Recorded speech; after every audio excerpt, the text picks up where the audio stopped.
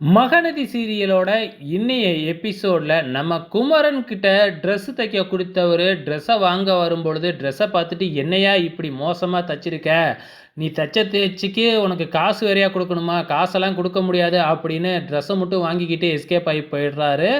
So இங்கே நம்ம காவேரி வந்து எடுத்த ஃபோட்டோலாம் எடிட் பண்ணி வந்ததுக்கப்புறம் அதை பார்த்து நல்லா இருக்கா அப்படின்னு பார்த்துக்கிட்டு இருக்கும்பொழுது நம்ம தாத்தாவும் வந்து பார்த்துட்டு சூப்பராக இருக்குது, எனக்கும் அந்த ஃபோட்டோவை வச்சுக்கு, நானும் என் பேரனோட ஃபோட்டோவை டிபியாக வச்சுக்கிறேன் அப்படின்னு கேட்டு வாங்கிக்கிறாரு.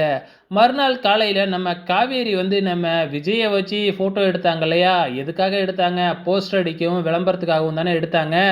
ஸோ அந்த போஸ்டரை வாங்கிறதுக்காக நம்ம குமரன் கடைக்கு வராங்க.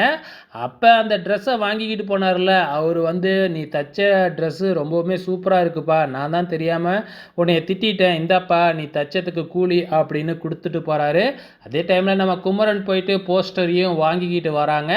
ஸோ போஸ்டர் நம்மக்கிட்ட காமிக்கல, ஆனால் காவேரி மட்டும் வாங்கிக்கிறாங்க. ஸோ பார்த்துக்கிறாங்க.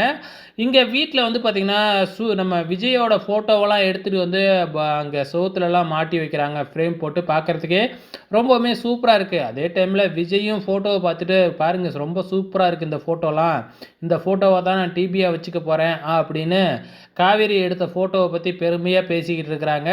இது எல்லாமே ராகினி பார்த்துட்டு இவங்க 2 பேரும் இவ்வளோ சந்தோஷமாக இருக்காங்களே அப்படின்னு மனசு நொந்து போய் ரூமுக்குள்ளாரியே ஓடிடுறாங்க.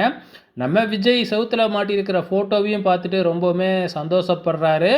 ஸோ இன்றைக்கி தான் சந்தோஷம், வாக்கிங் கிளம்ப போகிறாரு. அதுக்கப்புறம் தானே இருக்குது நம்ம விஜய்க்கு மிகப்பெரிய அதிர்ச்சியே, வெயிட் பண்ணி பார்க்கலாம்.